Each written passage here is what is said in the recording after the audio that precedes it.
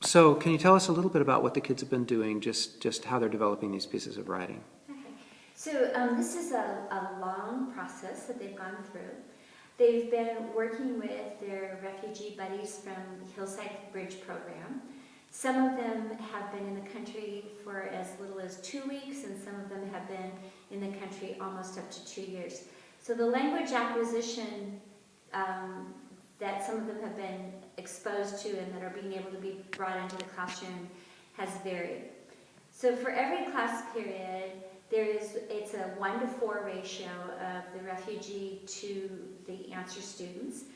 And through a variety of things from drumming to theater to art, and then to bringing in interpreters and working with the refugees telling their story, the kids are developing these poems about story, human, or home, whichever slant that they want them to go in.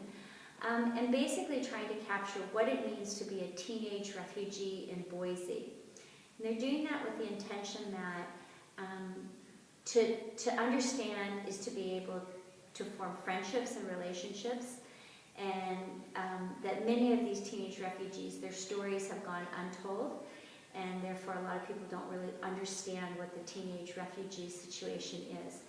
So these poems eventually, not all of them, but the exemplary models of the poem, are going to be put into a book, self-published, but those books, there'll be about 100 of them distributed around the Treasure Valley in hopes of creating a better understanding of what the refugees have experienced, so that when other teens and other students come across refugees, they may have some type of common understanding about what they go through. Mm-hmm. So, and as pieces of writing, where are we in the writing process? Okay. So this poetry process has been really messy, way more messy than anything that I've ever done before. And I think part of it is that they started writing too soon, so I'm going to own that one. Before they had enough understanding of who and what their refugee buddies were. With that said, it could even still be too soon, but we need to move on. So what you guys are seeing, you are seeing either the third or the fourth draft that students have been through. The first drafts were basically push the delete button for 90% of the students.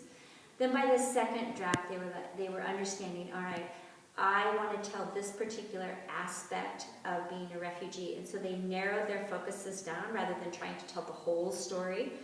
There are a few that have still tried to tell the whole story, but most of them have narrowed down to a very specific truth that they want to tell in the process. So you are seeing either the third or the fourth drafts.